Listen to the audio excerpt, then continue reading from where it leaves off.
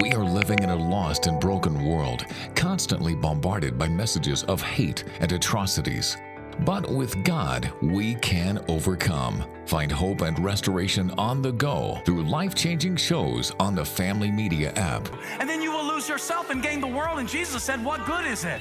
Get to stream Family TV and Family Radio 316 straight from your phone. Catch up on a show you missed or create video streaming playlists by saving and watching videos from our huge variety of shows at your own convenience. Download the Family Media app, available for all Android and iOS users on the Google Play Store and Apple Store respectively. Family Media, keeping Jesus on the airwaves. In a world where mental health matters, through Food for Thought, we aim to create awareness and empower individuals to take charge of their mental well-being. Join us as we delve into the complexities of mental health and navigate the path towards healing and resilience.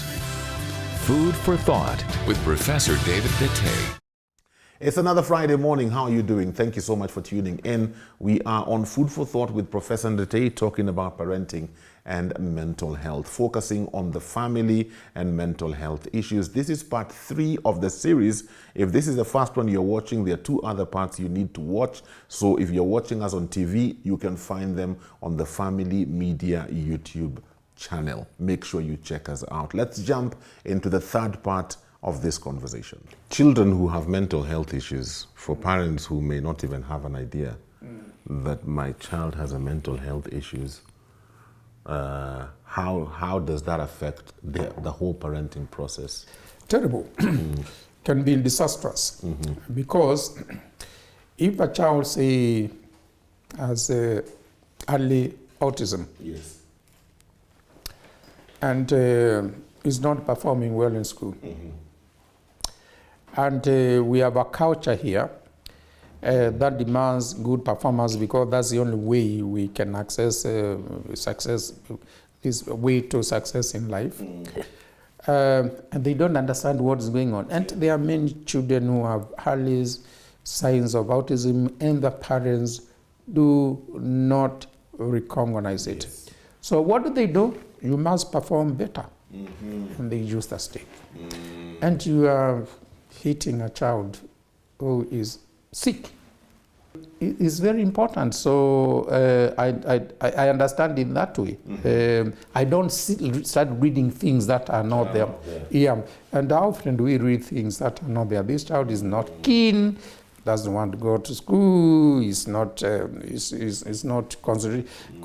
Then, unfortunately, early autism, children with autism also tend to have higher levels of ADHD. Yes. They are extremely playful. They are breaking things in the house. on your nerves. They get on the nerve. You cannot stay in the room running after them. You get bad reports from the school. And you know what the teachers say? This child would perform better only if they could concentrate. Yes. And they say that teachers told you constantly make sure that you concentrate, and the child can't do anything. And eventually, just the child is driven into more of that illness. So mental illness can be very, very disruptive in the family. Very disruptive. We have had killings within families. Yeah, a mother killing the children, the father coming, killing everybody in the shooting and killing themselves. We have had all those kind of stories. Why?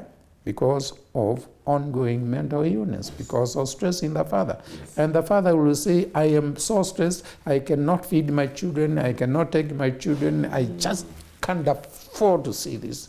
I just can't bear seeing my children going through this. So I would rather not let them go through this. Let me clear them, and I clear them myself. Yes. And that's the end of it. And you wonder why they are doing this. Maybe because we've had such cases. Yes. A good number of such cases where a father kills his children or a mother kills his children and then they kill themselves. Exactly. That's a dynamic. That is what is happening in their minds.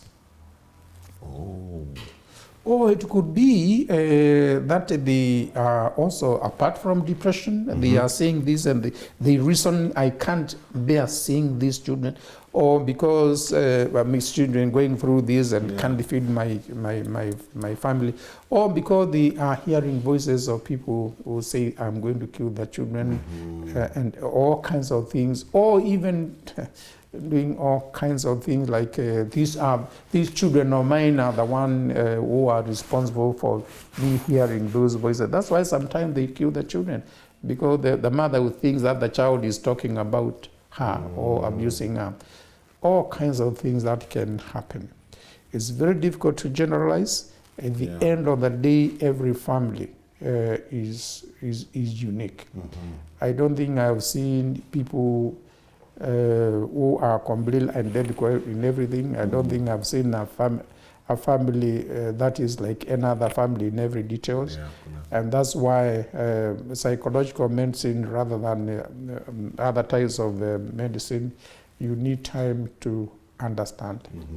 And when you get people to understand what is going on, that changes the dynamics. The child is no longer punished. The family get together, how can we assist daddy, because daddy is stressed, and for whatever reason, how can we assist daddy? If daddy is still our good daddy, mom is still our good mom, it's not because he or she is us, the children will see it that way, and you just bring harmony in the family. Okay. Yes. I've heard of something called parental burnout, where you completely burn out because of the parenting duties. I don't know whether that's a thing, and how does one ensure that they don't get there? Because parenting is a full-time job. Yes, it's a full-time job, but it also depends on the severity of the problem on the other. Okay. Yes. You hear mom say, an example is that a mother comes with a child to this office. I am sitting over there, and they are sitting over here, and the child is all over the place, pulling my things down, doing all these things, jumping over there, going to the washroom, making a lot of noise, and the mother says, "Doctor, this is what I go through every day. Morning, evening, it's only when the child sleeps, and I am completely exhausted. I have no energy." Yeah. So just like you can get professional burnout. Yeah. And there's a lot of research that has been done in people who get burnout because of their profession. Maybe somebody working in, say, ICU, a nurse working ICU, watching these people dying, feeling almost can't do anything for these people. Yes. A doctor working so late, very hard, and you know, he or she is motivated by the fact that I need to do something, and then they reach a stage where they have no energy to continue, even though they mean the best. This burnout, yes, it can happen with the parental for the same reason. Here is my husband, I have tried my best, he's always calling, telling us we are poisoning him, things like that, and I've tried to explain that is not true, and he does not seem to listen, no matter, it doesn't matter how hard I explained to him, he does not seem to listen, and it is not true, we are not poisoning him, and doctor, I can't understand what is going on, and I have given up. Yeah, can happen from spouse to spouse, from parent to child. Yeah, so it can happen. Wow. If that happens, there is almost a mental illness of some sort going on in that situation. What is it? So at what point should one, because if I don't know, I'm just wondering, at what point do I seek for help? When they think there is need for help, they don't even know who to ask. Who to ask, yes. Yes.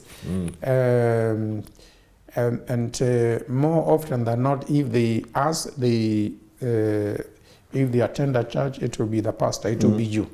Yeah? They'll come to me. They will come to you.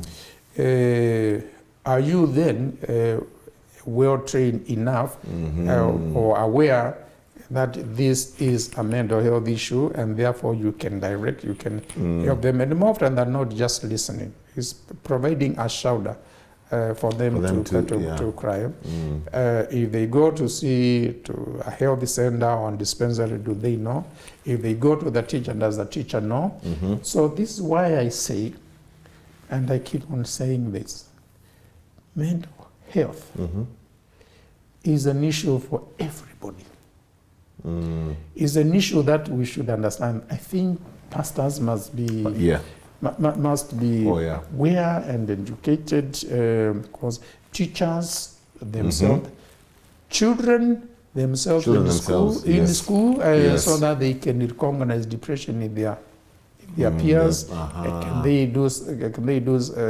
can do something. Everybody should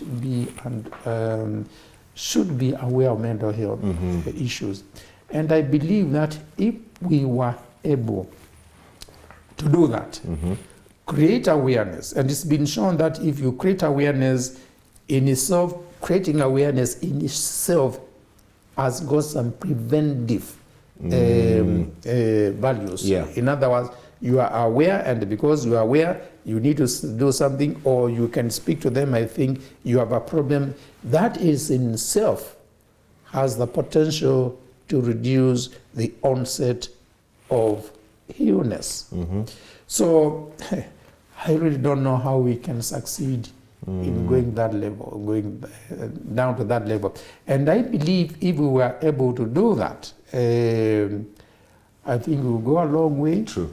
And I believe it is possible to achieve mental health for all, even though we don't have enough psychiatrists, psychologists, and we will never have enough.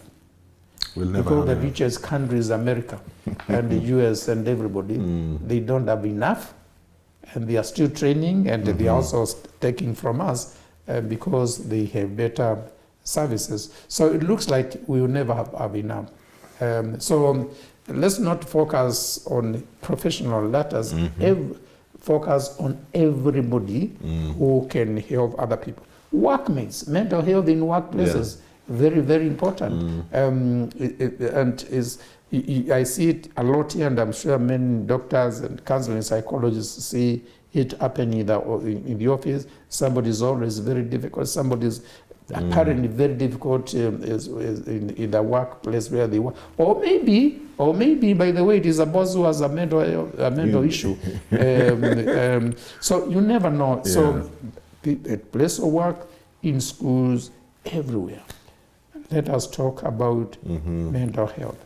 Unfortunately, all good things come to an end. Our time is up. Thank you for being a part of the conversations today. I hope they're helpful. Give us your feedback on 20316 for SMS and WhatsApp 0786 316 316. Until next week, for the fourth part of this conversation, do have a good day. Food for Thought with Professor David Bitte.